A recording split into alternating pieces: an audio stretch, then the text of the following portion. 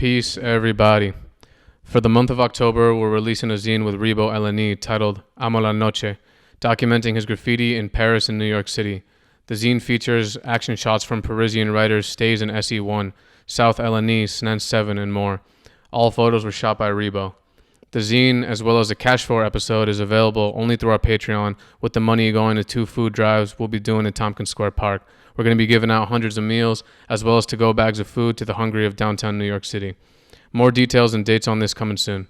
This past month, we were able to donate 6,000 meals to the LA Regional Food Bank with the help of Haler and everybody who supports us by signing up. The link to our Patreon is on our website and Instagram. Thank you again to everybody who supports us and helps make shit like this happen. Enjoy the episode. Peace. Dude, thank you for coming on the show, bro. Yeah, man. Thank you no so problem. much. Yeah, so like just a lot of people that probably see your videos who are not familiar with them. One of the first things, like for example, I showed some of your videos to my mom, and one of the first things she says is like, yo, like he's straight up risking his life. A lot of people that see the videos, like they see you, like especially like specifically a lot of the hotlines, like you'll ride in the most densely populated areas with bikes with no brakes, not stopping for nearly anything. It seems like a recipe for disaster. You see the Ciudad de Mexico video with Safa, and you're just blasting through, and like third world country traffic is not like American traffic. It's a totally different, like it's a totally different ballpark. You're going through straight up, like it seems like just your handlebars could fit, and there's people walking through. It starts raining. And then what do you think about that in terms of like risking life and limb? Do you feel like you're risking it? Sometimes like that Safa video especially was like on the edge of like fuck. Yeah. And I knew it was gonna be that way. But honestly, the people who I film are, I hate to say professionals, but they ride like this regardless if I'm filming them or not. And that's kind of the whole idea of like trying to share this riding. Like if I'm filming it or not, there's people riding like this already, and they're very comfortable in those spaces. And it's not, I don't want to say it's like camera magic, but some of it feels that way. Sometimes it feels way closer than it is, when especially if I have to like cross through pedestrians. Sometimes it gets really close, and I usually say sorry before it happens. I know it's about to happen. I'm like, sorry, and then we like cut through, you know. But would you say that like, it is dangerous? Yeah. Would you say that like that's kind of like what I had in mind? I'm like, oh well, they do this all the time. To them, what it seems dangerous to the average person is like they're in so much control. This is almost as if they're like going for a walk. Kind of, yeah. You get into a flow. You get in kind of a flow state, and third world countries you mentioned are different than the U.S., but in terms of like how Manhattan at least operates on the streets, there's like, I call it a gray area, because no one follows the rules to the T. You know what I mean? Nothing would work in the city if everyone followed the rules. Cars park in the bike lane. They have to, like, you know, they have to pick up people, or they have to like, you know, deliver things to small stores. So there's this gray area that the city operates, and that same function is kind of more the same thing, more extreme in like third world countries. Like look at like India, or like I rode in Jakarta, and it's just chaos. It would seem like chaos. Or like Vietnam with all the scooters.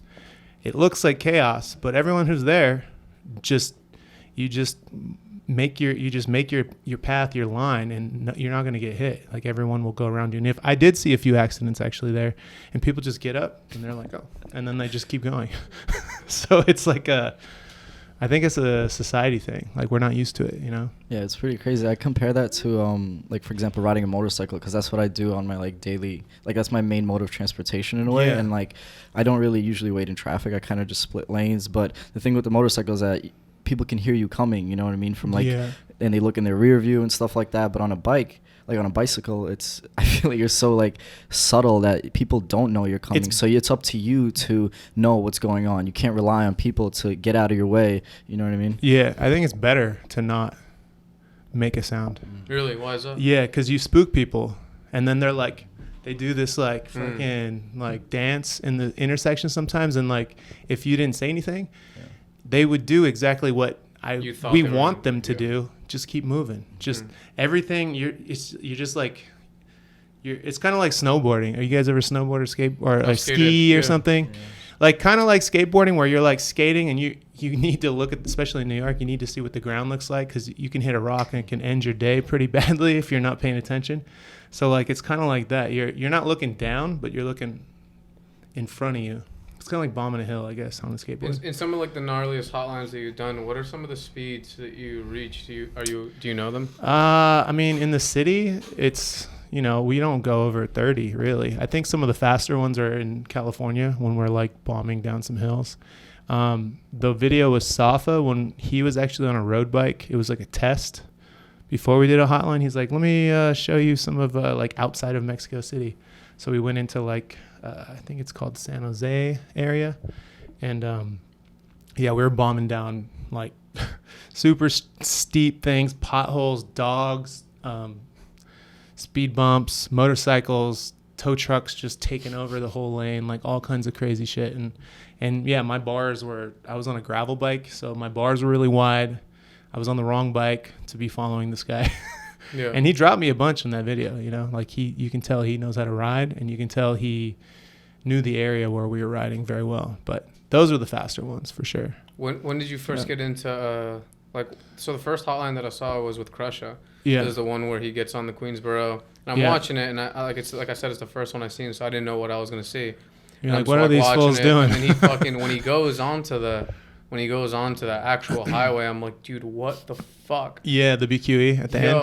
Or on the Queensboro. Yeah, on the Queensboro, and he goes onto the highway and he starts like picking up mass speed. Yeah. And that's not like the smoothest road. There's like some gnarly bumps on that shit.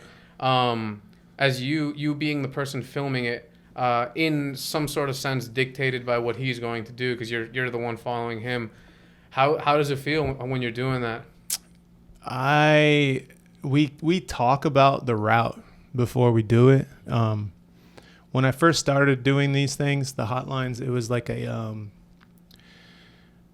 was a camera test. I didn't know what it was. I didn't say, I'm going to make a series of videos and follow people. It was more like, I've never seen a camera on a gimbal on a helmet, like it's like a tall point of view, like so you can see over the rider into traffic before. Let me try it. And I didn't think I was going to do these like long, they're long videos especially for the internet. They're like, sometimes they're like 30 minutes. And at the time I put out a 4-minute video with this dude Cooper, and I didn't know what I was doing. I just put it out, and when I'm filming, it's the same way. I'm just like, we talk about where we're going, and then I'm like a little more firm on like the direction we're going, depending on where the sun is.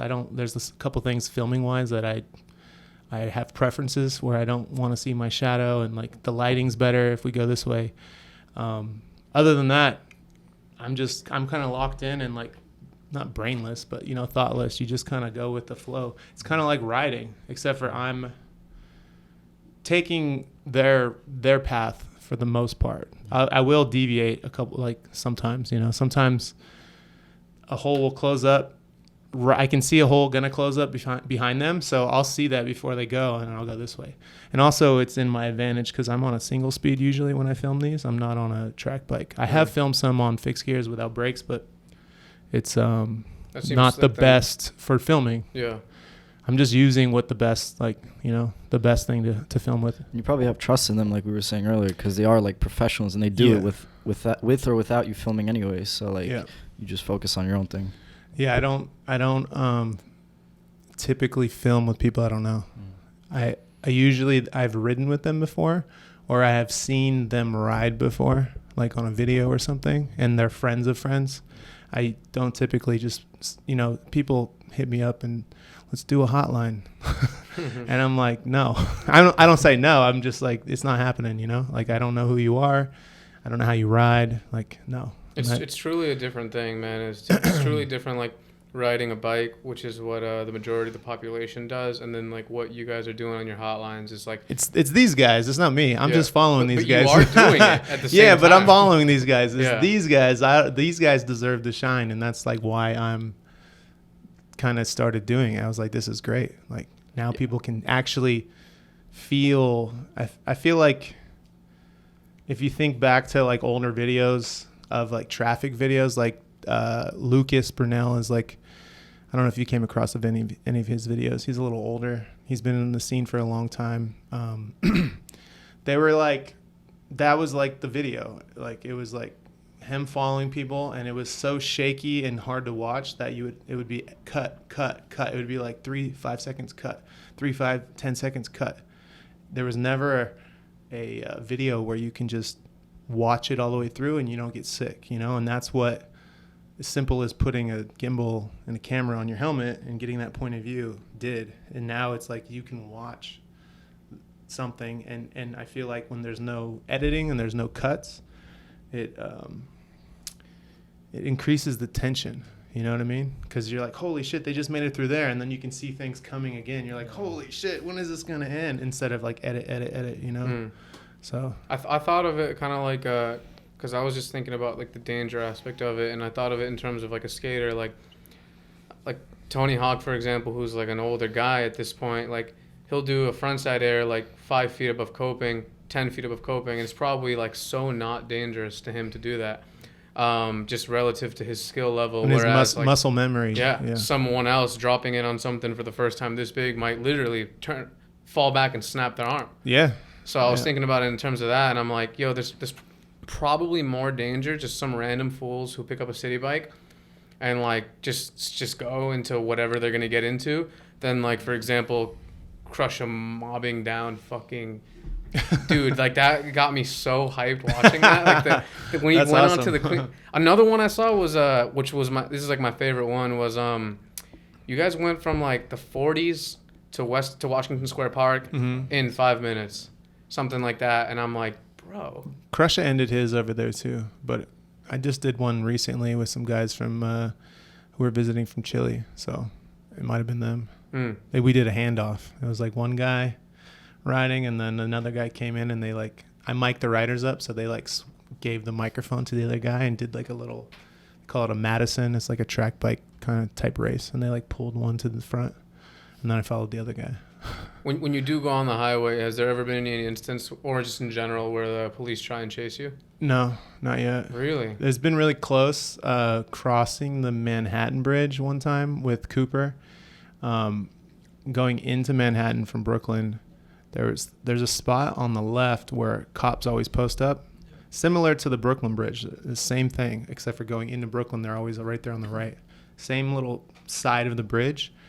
And there was a truck that was behind us, and they were mad. They were honking at us, but there was a totally dead lane. Like they were just honking to be mad. Like there was plenty of a lane for them to take, but they were just pissed.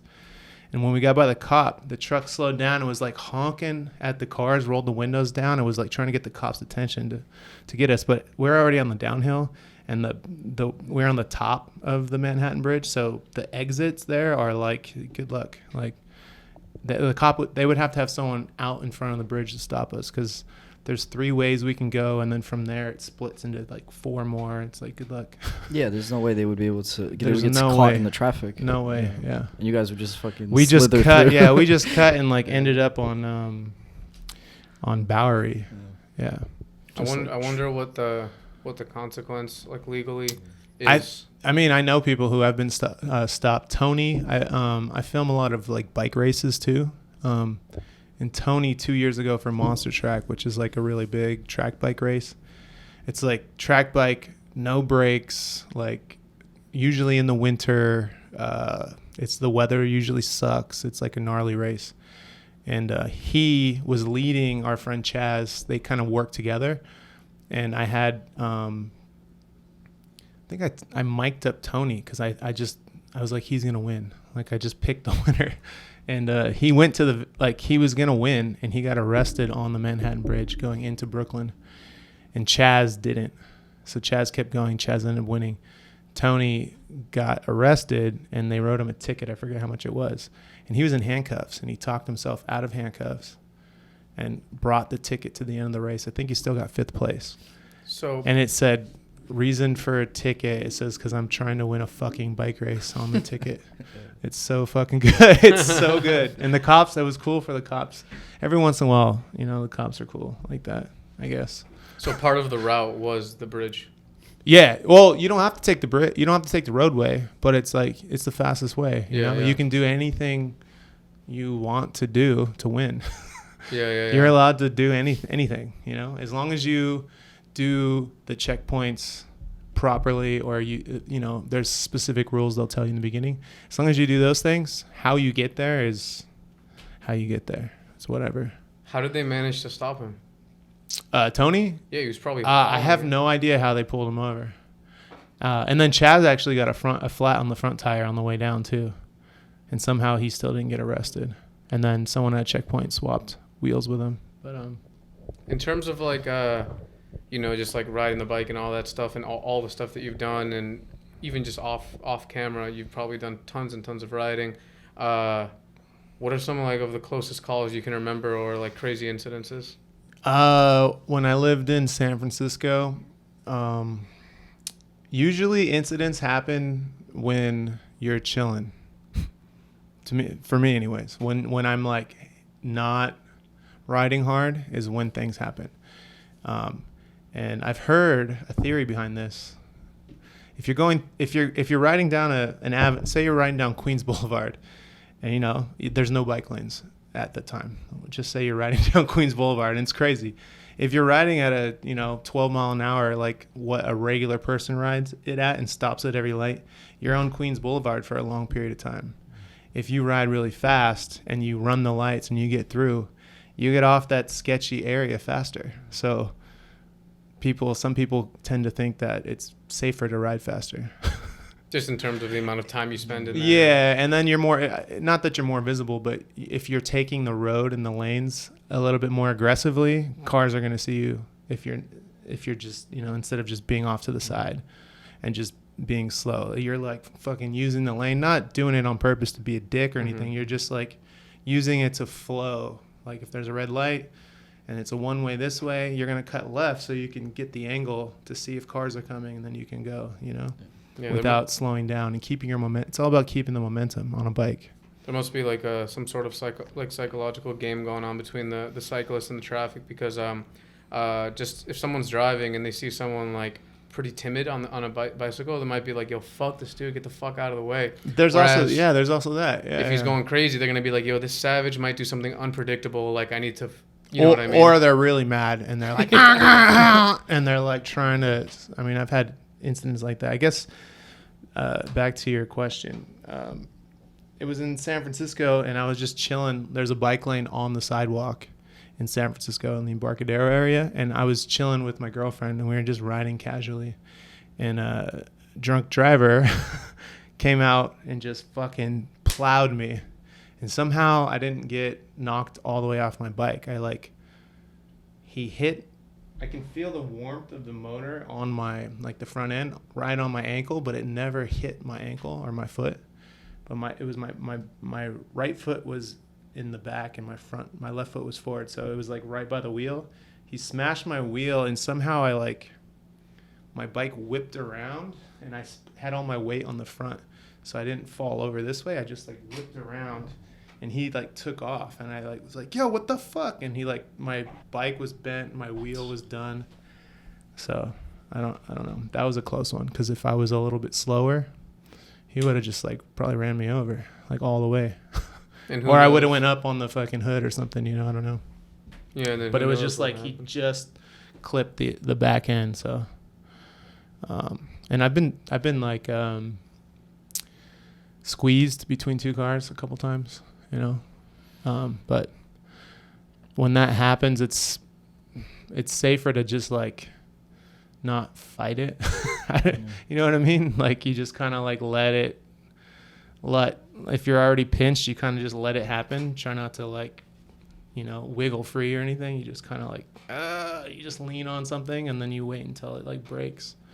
But that's probably really it. That's crazy. Yeah, no, I feel the same way on the bike, because I've been in some situations where I tell myself I'll pretend that didn't happen, because I could have easily been ripped apart, because a car would just start merging into me, or I would get caught in between cars, like you said. And it's better to kind of just see not always, but like it's better to see kind of where it goes in a way. Like one time a car like side swiped me and it hit, like ripped off my pedal, and like you were explaining, somehow, I don't know how, but my foot like got pressed against the bike and it didn't touch it, but the metal ripped off. Yeah, isn't that wild? I'm like how did I just walk away from that? Like that makes no sense. And you stayed on your bike.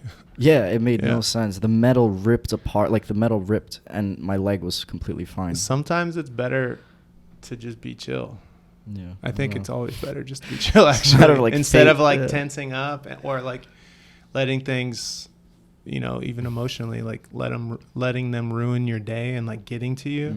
It's better just kind of like, all right. It's hard to do it sometimes, but just like, and also like let it out. Like, all right, fuck you, guy. You fucking whatever. Road rage, another thing. Like, I don't know if it's the same on a bicycle, but I think it is. Like, I've had situations where like someone would flip me off, and in my mind I'm like, yo, what the fuck was that? Like, if I chase the guy down, I'm gonna lose, because first of all, he's like in a steel cage that can easily like hit me if he wants to, and I can do nothing, literally. Like, what am I gonna do? Like, ride up to him and like punch his window? He can just like easily turn and I die, and he just keeps going. And on the bicycle it's probably the same thing too. It's like same. Chasing down a car is like, what's gonna happen, you know? It's not a good idea. Just let it go. You got to think, like, there's this quote, and it goes like, on what slender thread do life and fortune hang? You think about the fact that, let's say that you do get into a catastrophic accident on whatever kind of vehicle, it doesn't even have to be a bike. It's like, what are the odds that this car would be coming here, that he or she left their house at this exact moment that I left my house, and then through this like weird jumble effect of life, we both ended up at the exact fucking latitude and longitude at the exact same time, and they happen to be checking Instagram. You think like, oh, if I would have just left literally 3 seconds earlier or later, then none of that would have happened. It's like really wild to think like that, you know what I mean? Yeah, no, for sure. That's why it's I think riding a bike, someone just told me this, it's like one of the things that keeps you present, like in right now. It's one of the few things you can do, because you have to be present, and I think it's good to practice that, and just being present and being aware of what's going on, like what everyone's doing. And I think that leads into like other things. I always say people who ride bikes, they usually turn into, you know, they pick up a camera at one time, or they start shooting video, or they just turn into like visual communicators in a way. And I think it's the way that you're being present and just seeing things at a different speed, you know. It's slower than a car, but faster than walking. So you're like, there's like just getting bombarded with things. Yeah, in terms of like, you know, mental health, it's something that now in this era with everything that's happening, especially in New York City with the amount of fucking density of human beings and just everything that's been going on. Yeah, it's like such a thing to just be searching for mental health. And I was on some deep forum, and I saw that like you had started a conversation, and people were talking about mental health and what it does for them and what it does for you, meaning cycling. What do you think it's done for you in terms of just like adding to your peace of mind and just overall happiness in this life? It lets me it lets me work through shit, you know? I don't think we have enough time to like these days to just sit and like reflect on something, like in a positive environment, at least, you know, and being away from people. Even if I'm riding with friends, there's these moments where everyone's kind of suffering at a point. And I'm not talking about like riding in the city. I'm talking about other kinds of rides, like out, like, you know, 50 plus miles where you're on your bike for a while, and you just kind of, you get to work through shit. Even if you're with people, you're like alone for a while, because you're just, or I am anyways, I'm like in my head, like working shit out. And it might be, I might not even know what the hell I'm thinking about, but something's going on. And I feel like not cleanse, but like, you know, I feel way better every time. And I always have, I don't know, good energy afterwards, you know. Even if I'm tired from the ride, I'm like, I'm good. I'm glad I did that. You know, I'm glad I got out of the house and I worked through something I don't even know I worked through. Mm-hmm. And then the next day I'm like, oh yeah, I have this idea. And where did that come from? I don't know. Maybe it came from me working through something. You never know. I pushed the bike riding and the mental health thing 2 winters ago, like right before COVID, and I didn't ride my bike on purpose. I had already went like, I think like 2 weeks, and I was like, let's see how much longer I can go and not ride my bike and see what happens. And I was like taking notes on like my behavior, my drinking, my like food, you know, like these like crutches that we have, like, or I have: food, alcohol, drugs, being lazy. They all kind of like work in together when I start to get into depression for myself. And I got real bad. And I was like, all right, this is far enough. And then I made a video about it. And I think that's what you were maybe talking about. Yeah, I was like talking about was. that. But yeah, it's mental health and cycling. It's real. Or it doesn't even have to be cycling. It's just things where you can, it's like the opposite of being present. What I was saying, where you're riding in a city, it's like time to get away. So runners probably feel the same thing in a way. If you run, like, you know, an hour or more, that kind of running. I don't know, rowing, things that are like repetitive. Yeah. It's like a meditation. It's like, sorry. Oh, it's like a meditation, you know? So it's like you have a cadence to where you're pedaling. You know, I'm not pedaling and then I stop pedaling. It's like you're just always pedaling. So it's like a rhythm. Breathing is a rhythm, and it's kind of like meditation, you know. Yeah, it'll take your mind away from all the other things that would otherwise be running amok inside of exactly. your brain. You don't have time to like pull out a phone or like, you know. I mean, I still. I feel like it's I still do. I feel like it's so important for everyone to have, like, whether, like you said, it doesn't even have to be cycling, but that like thing in their life that can take them away from everything else. Because dude, it's like at least for me, I overthink things 1 trillion times. Like something that happened like 5 years ago, like I might still think it through and be like, damn, this person really said that was crazy. Like, and I'm just thinking of it and just like stressing myself out. And then when I like do my thing and be able to get away from that, it's like truly so relieving. It's almost like going to sleep. You wake up and you're like, oh wow, that meant fucking nothing. Yeah. You know what I mean? Yeah. Like you, it was all a dream. Yeah, like there'll be times where I'll be so angry that I'm like, yo, I have to go to sleep right now, because if I don't, like, I'm just gonna be miserable. You need I that go to reset. sleep, I wake up and I'm like, damn, I actually, like, that didn't even matter, bro. Yeah. Over like an argument. Yeah, maybe you worked it out while you were sleeping.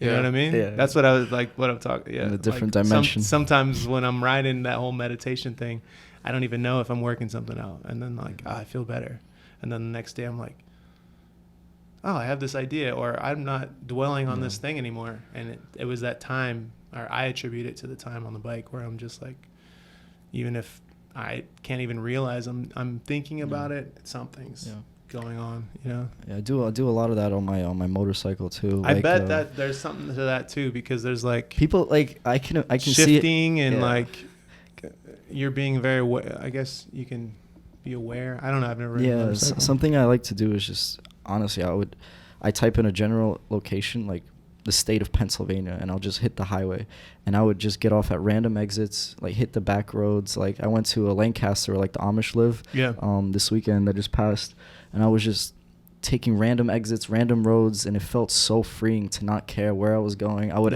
just end up at like the most beautiful like grassy meadow and just get off my bike, lay down, and just like know that I'm in the middle of nowhere. And I felt like so like cleansed, you know, like just taking a step out of the city in a way to just like not do something for a moment, you know what I mean? Just not to be like not in a having rush, to be somewhere, having to do something, you know. It's just Yeah. like fuck, like give me this moment, and it's amazing. You know. Yeah, it's nice to have an outlet like that. Do you consider New York City a bike friendly city? Yeah, for sure. It's intimidating for people, especially if they haven't ridden a bike somewhere and they're like want to get into bikes, and it's like, oh, they just pop into New York, let me get on a city bike, and they're like, fuck, why do they put the city bike thing right here as cars are flying up the street at 35 miles an hour, you know? But once you get over, it's all about just being comfortable and not like tensing up. I think that's what it is. So once people get comfortable, I think it's a bike friendly city. I've been to other places that are way worse. Really? Like where? Houston, Texas. What about terrible? I don't know. Everyone drives a car everywhere. Like places, at least New York is a place. I mean, not all of New York City. I can say this confidently, and I'm not by any means a New Yorker, so I can't speak for everybody. I've only been here 6 years. I'm not born and raised, but from my opinion, New York, you don't need a car. You don't have to have a car here. And those are the types of places I like to live. San Francisco, where I come from, I didn't have a car. You don't need a car there. Those are cities, in my opinion, and those are places where riding a bike you can thrive, and they should be comfortable, you know. Now, you know, if you live all the way almost Long Island, like way out, like East Queens, you probably can have a car because there's probably parking and there's probably, you know, places where you can drive to. But if you're, you know, even where I live in Brooklyn, in Bed-Stuy, and you have to move your car twice a week. And there's street parking. Like, I don't even want the responsibility of moving my car twice a week. That's too much. Way too much. To have it. Yeah, and then I can't. Then you're stuck by your thing. You're trapped in New York by your things. Like, I like to travel. I can't even go upstate for 2 weeks without having to think about my car that's parked on the street.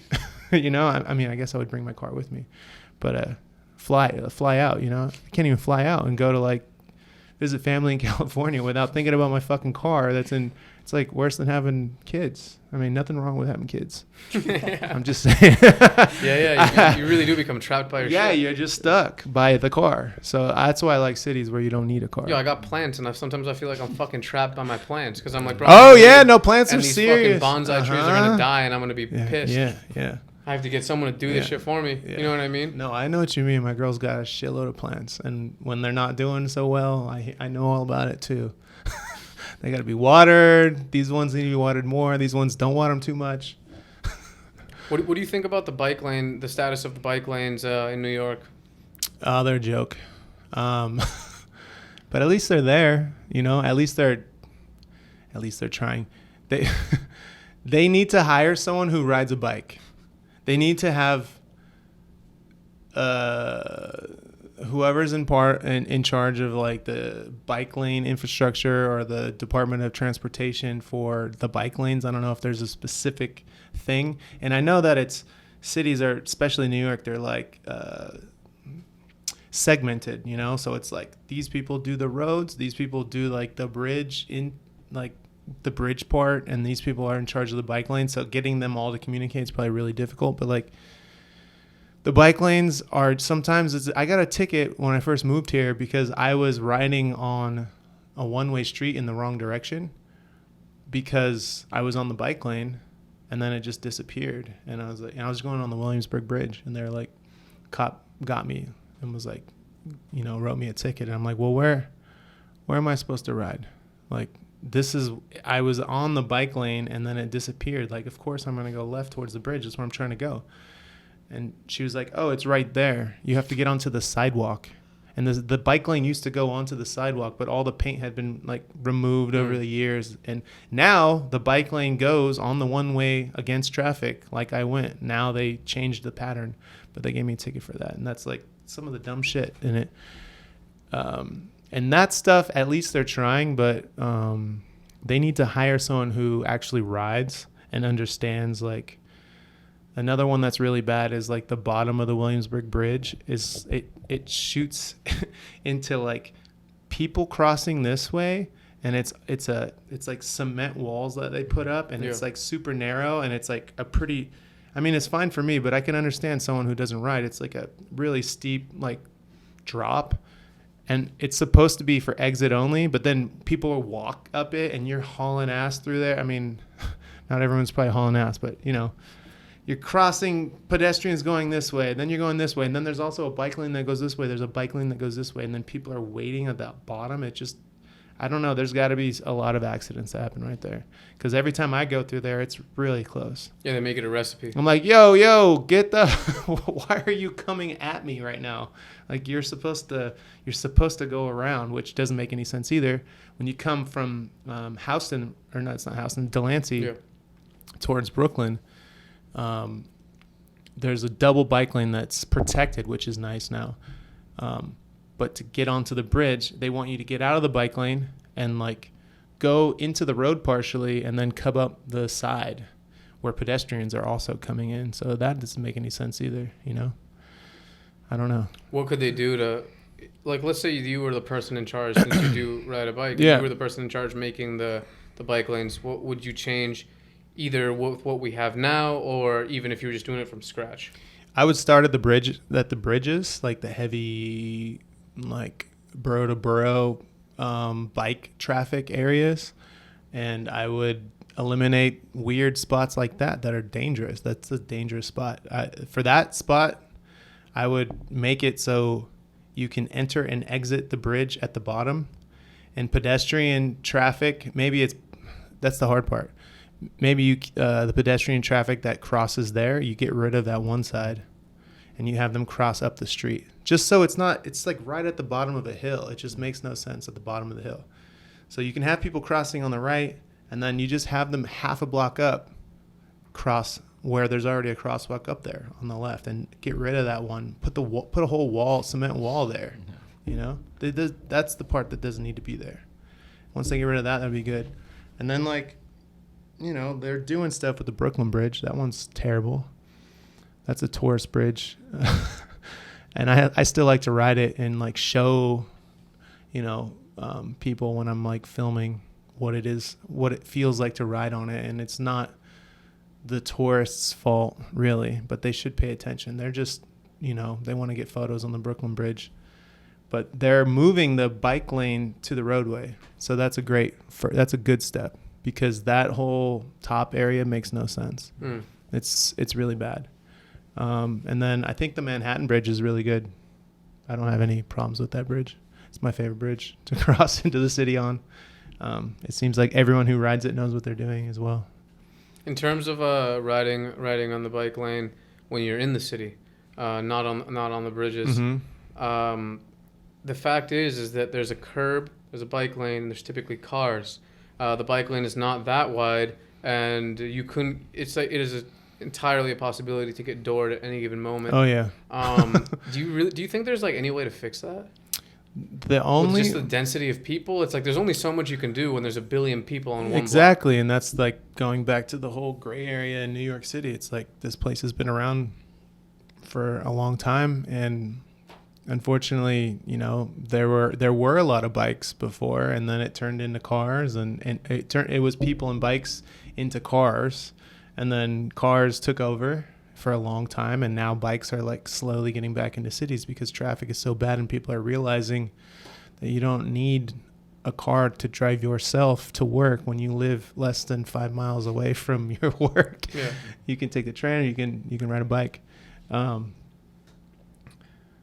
don't think there's a solution for it. Like First Ave from Houston all the way up to the Willis Bridge is like, up to the Bronx is like bad all the way.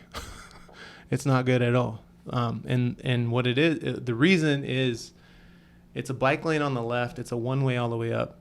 But then there's the crosstown streets that go to the east. Cars want to go left and go, or west. They want to go left and go west. They don't treat the bike lane as a car lane. If you're in a car, you're just gonna go because you're in a car. You don't think the bike lane is a lane. If you were on a one way and you were 2 lanes over, you would never just turn from that lane and go left without looking. You see people do it all the time, but you wouldn't do what they do and like block a whole lane, and that's what goes on. So like I don't know what the fix is to that, you know. Yeah, I truly don't understand some of the people. Obviously, there's exceptions. There's different cases. Everyone has their own little case. But like owning a car in New York, if you live within some specific boroughs and you're only driving at, like you said, 5 miles or even let's say like, yeah, like part of me is like, yo, you know what they need to do? They meaning like the powers that be. They need to make it so inconvenient, but it's already inconvenient to own a car. You already like traffic And then parking can get crazy. I know. And then like, you I'm not might a straight fan up of it. look for parking for an hour. Yeah. And then in front of your own house in front of too. your own Not crib. even No, not even going home. I live in Brooklyn too, and Yeah. after like 3 p.m., people literally, there's no spots on like fire hydrants. There's like nothing. Yeah, the fire There hydrants used to are be, blocked too. there used to be like laundromats where people would just like park overnight, or like little Rite Aids, but now they're just building condos, so Yeah. there's literally no parking. Like people sleep. I see people sleep in their cars all the time. Like when I go to the gym early in the morning, or like people double park, like get tickets, Yeah. or people walk like 30 minutes just to get home with a car. Or a lot of people have like 3 cars and they just park them on the street. Like Yeah, I don't and even there's know. that, It's too convenient to get a car. There's that. What is it called? I'd never heard of it until I moved here.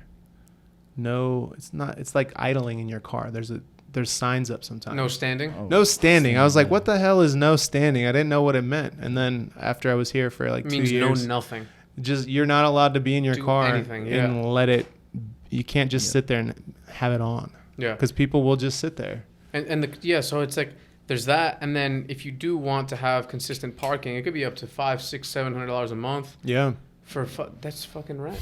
That's yeah. And then that's it's like- that's a parking. That's a car payment. That's Yeah.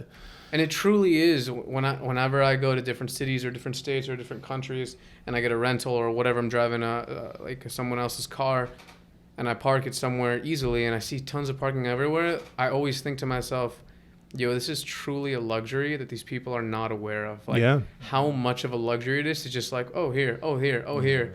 There's not even a question. You're gonna find parking instantly. Yep. Whereas here, it's like you're gonna be searching for an hour. Yeah, I might as well just not have one. Yeah. But then it's like a lot of people, and I understand it. Like sometimes the inconsistencies with the MTA and the public transportation here is just buck wild. Yeah, it's crazy. It can truly get crazy. And I've always like said like, I don't know anything about like how the MTA functions in terms of their funds and all that, but I like searched one time on Google. It's like, a fucking racket. It's got to be. Yeah, it has I'm to not be. here long enough to like give up my 100% on that, but I mean, I can give you my 100%, but it doesn't mean much. It has to be. It's racket. a fucking. They're fucking. It's a. Dude, how they're quickly they making probably money make $1 million every 2 seconds. easily. They're You cashing. gotta in. have Yeah. money to make this shit better. No, I was Yeah. thinking, because when Corona happened, they were saying like their funds are super low because people aren't taking the trains. But yo, what about all the bridges and tolls and like Yeah. that's MTA also. Yeah. They're making like millions of dollars every day. Like Yeah. how can you And be? what depths could they possibly have that are this high?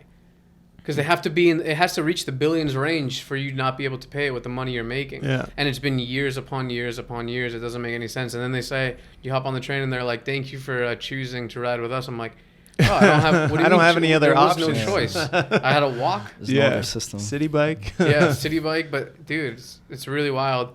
In terms of like shooting photos, Yeah. you they do a lot of cinematography. You shoot a lot of photos and stuff like that.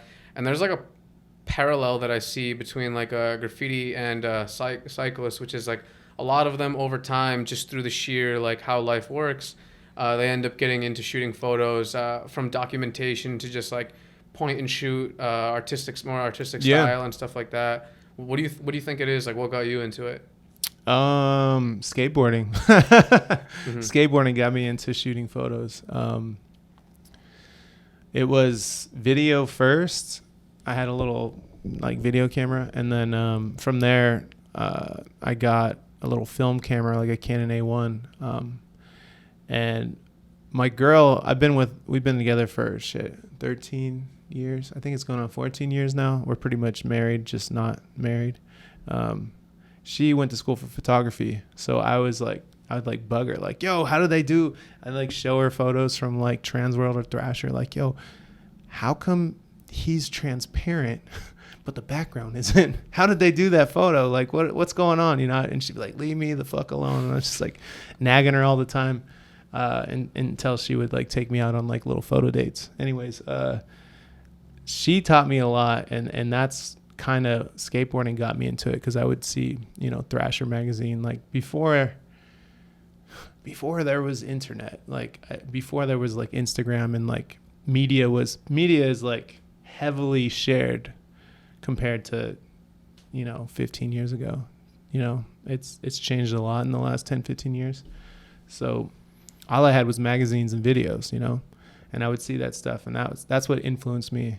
And then from there, it was like just you know, seeing, you mentioned graffiti, like growing up in San Francisco, like I would notice a lot of graffiti. I did shoot some stuff later, but I guess it's kind of like, I think it's kind of like you look at a city differently, and I've never thought about this. Good question. You look at a city differently, and as someone who paints or writes or skates, you know, like, oh, that would be a sick spot, like up here to like climb up and catch a tag up there, or that would be, you know, that spot would be cool to skate like this, you know, like that would be a cool spot to go check out. So you're like looking at architecture differently, and you're like, I don't know, I think it turns you into like a visual communicator, but you're using something, you know what I mean? You're on like, the street also so much, you see so much shit. Exactly. Like, yeah, I should probably start shooting photos. Yeah. And you're getting into stuff with your group of friends that is not necessarily like as common, and it would make for, you know, good photos and good memories and shit like that. That's at least like how like I by no means consider myself like a photographer or even anything like that, but I just always had some sort of camera on me, because I'm like, as like someone who's been into like graffiti skateboarding, I'm like, this is just kind of like a default, if that makes sense. Like, this is a default, like you just have this on you because one of the homies has to have it on you, just for the very sake of just like at least filming skate videos. Exactly. And then you film like hijinks and all that shit. Before you know it, it's what's crazy about like photos and videos is, but for some reasons, like when you film them or shoot them, they mean almost nothing. And then, at least to me, and then years later, they mean absolutely everything. Yeah. I look at some of the old videos I have on YouTube, just on my private shit, and I'm like, yo, I can't. What if I hadn't had filmed this? I need to start filming everything right now again, because this is going to be the same thing when I'm like, you know, older and shit. It kind of gets me a little worried about. It made me getting that what you just said. I started to get worried about losing things that I shot, and I share like a lot of Instagram story stuff, like a lot. Sometimes it's like, I'm sure people who follow my Instagram are like, it's like nothing, and then all of a sudden it's like fucking that person that will post 20 stories like all day, like, Jesus Christ, what the fuck. But I find it to be entertaining. I hope other people do, but I just see shit, and I'm worried that, you know, fuck, I'm gonna lose all of these weird. A lot of it is just people in New York, like weird shit you see, you know. And then so I started downloading it from my phone once I'd run out of storage, and then I would make an edit on YouTube. So at least I have, if Instagram goes down, I have it on YouTube, and I also like I pull it all off my phone and put it on a hard drive, you know. You have like several backups. Yeah, I have the hard drives, 2 of them, and then I have YouTube, and then it's also on Instagram. But yeah, I was thinking about the same thing. Man, I'm so glad I shot all this stuff, because I will go back and look at my own fucking YouTube videos that has like, you know, less than, you know, a couple thousand views, and I'm like, this is for me. I watched this video. Like I can go back and watch it, and it's just stuff I put on Instagram usually. And remember, like, similar to like shooting photos, like I can remember like what day that was, what the hell, like kind of what I was doing that day, you know. It's kind of like a little memory refresher. You still use film, right, when you're shooting? I shoot digital and film. I just got a Fuji X Pro 3 like last year, so I've been shooting a lot of digital with it. I like I've always shot film. I still shoot film, but I like the way it has a film simulation. I use the classic negative simulation on it, and I shoot raw and JPEG, so I just send the JPEGs, the selects to my phone. I can share them immediately, so that's cool. And then one of these days I'll print something with the raws. But I do make like zines and shit, photo zines, but they're usually, I have not done a digital one yet. I don't know. I'm about to do that, but something I feel weird about it, you know? It's stupid too. Now I'm over it. Like, I mean, I love film. I like the process of shooting film versus digital. I like the fact that you can you know, you load the film up and you shoot, and that's the look you get. There might be some tweaks here or there, but for the most part, you're buying the film stock, and that's the look you get, or the camera that you're shooting with. Digital, it's like almost a blank canvas, and you have to really, really, especially nowadays, the way people shoot, they edit that shit out of their photos, and I just don't like that process. I like the older way of doing things, you know? Get it all in camera. Get it all, take the photo. It's pretty much done. You get your film back later, you know? That, like, waiting time, that period is also really cool about film. And then, you know, upload it. Because it makes that little, like you were saying, like, when you took the photo, it didn't mean shit, and then later it meant a lot. When you see that stuff, it's similar to shooting film. Like, you shoot, you know, a roll, it might take you a week, or maybe it'll take you a day, but then you don't process it for like a month, and then you get it back, and then like a month later, it already feels like more significant. Oh, like, absolutely. Yeah. Man. I enjoy the process of shooting film so much more. I have like 7 rolls that are undeveloped that have some really nut shit on them. Yeah, and just I'm hold like, on dude, to it. When I develop these, I'm just gonna be like, you know what I mean? I'm just gonna be so amped. Yeah. Whereas with the digital, I recently just got like a mirrorless camera that I just been fucking around with, and it's still cool. I like the fact that I have pretty much like, with film, I'm like, yo, I need to make these like 36 shots count. I don't want to waste shit. But I kind of also like when you're shooting digital, it's like, waste what? Like, I'm just gonna go infinite, like boom, boom, boom, boom, boom, boom, boom. Yeah. It makes it almost more of like a freeing process. But I just like, I try to not even look at them until later. Yeah. Because like, I kind of want to, like, I don't know, like, forget that I took them, see them, and be like, yo, dope. Like, that was really sick. You know what I mean? That's, I agree. I think people who shoot film first and then get a digital camera, I feel like you learn faster from that waiting process. It seems like you wouldn't, but for me, I felt like I learned faster and how to. It's not even about shooting a photo. I guess it's more about critiquing or figuring out what you like in photos, and they may not even be photos that you shot, you know, like.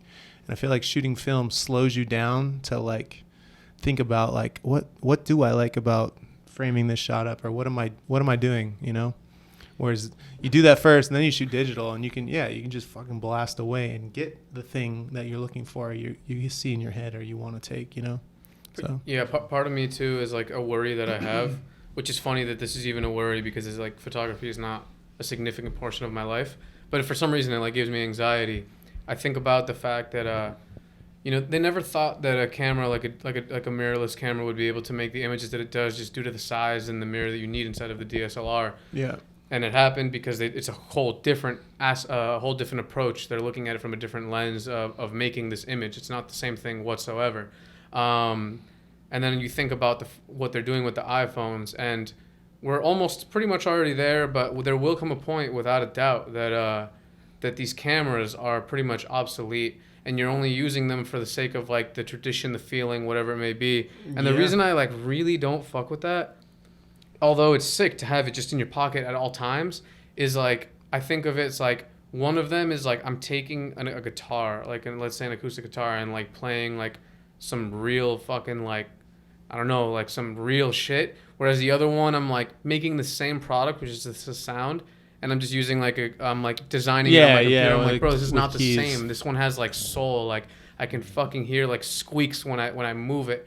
Whereas this one, like, these are fake squeaks. Yeah. You know what I mean? Yeah. And that worries me for some reason, because I'm like, it's such a beautiful art, and it's fucking gonna get smoked. And then it gives everyone access to shooting the same way that someone before needed a lot of talent and dedication to be able to shoot that way, which I also don't fuck with. Yeah, that's why I think, again, learning on film is like probably the better way, because then you can appreciate it, and it, you know, you understand the process, especially if you go a step further and you start printing and you go to the dark room, then you really start to see what the fuck the whole other process of this whole thing is that no one ever talks about. It's kind of like the evil stepchild that got, or not evil, but an evil parent that put the stepchild in the basement somewhere, you know? Fed him crumbs. Yeah, because like no one ever talks about the people printing these images for these photographers back in the, I guess, forever until the early 2000s. Do you follow Blake? Yeah, I know Blake. Yeah, and he he does like the He does monthly. Yeah. I think it's an amazing idea, and he shows. Did you have him on this? No, I haven't. Oh, okay. I definitely would, but I haven't. He shows his process. He develops it. He has his whole room. He tapes them up. It's so much more of a pure process than me having it in my fucking photo album on my iPhone. Yeah. It's not the same thing. It's just no, really it's not. Yeah. You have a better, you're actually messing with the printing. You shot the negatives or the positives, and now you're printing. Now that's a whole nother photography process that there's an art form to it. Mm-hmm. I just saw Blake. Well, I didn't just see Blake, but I hadn't seen him in a long time. I know him from San Francisco. Dope. And he wasn't shooting at all when I knew him back then. And it was when Biden won the primary. Oh, no, when Biden won the first, the media announced that he won before he was totally won. And I don't know if you guys saw, the city was going fucking crazy everywhere. Yeah. I saw Andrew from All Gas No Brakes, Channel 5 News now, sorry. I saw that on your Instagram. Yeah, and I fucking jumped out at Andrew, and I was like, "Oh, hey, what up?" And he was trying to duck me and dip from me, you crazy fuck, But Blake was walking with him, and Blake was like, "Yo, what's up?" And so I got the in from that. So shout out to Blake. Sick, man. Yeah, no, his photos that's are the first time bro. I've seen Blake since. Yeah, I bought 2 books after that. I know he does monthly ones, but I bought 2 that was on his website recently. Yeah, so good. Yeah. The ability to create shit just with stuff is so sick. Yeah, I think everybody should. I mean, everyone should make a zine or a book, but no, everyone should try to find something that you enjoy doing, even if it doesn't have to have money behind it. Exactly, Try to find something that you can use your hands with, or create something and share with people. Mm-hmm. And I think I don't know, everyone I talk to that I know who makes things, it just brings happiness. There's something about it, fulfilling about it. Mm-hmm. So even if you don't think you're an artist or a maker, you are. Everyone is. Mm. We're human beings. Dude, I want to give a shout out to Jake Ricker. Yo, shout out to Jake. Shout out to Jake, man. Yeah. Dude, his story is pretty crazy. Some of the stuff that he's seen and witnessed on that bridge. Yeah, we talk about it in the episode, but and dude, thank you for coming on the show, man. I really appreciate it. And anywhere that people could go, and I know you have your website set up and all that. It's just my name, Terry Barensten, on Instagram, YouTube, Twitch. Yo, thank you so much. Yeah, no worries. Thank you. Dude, thanks. Yo. Peace.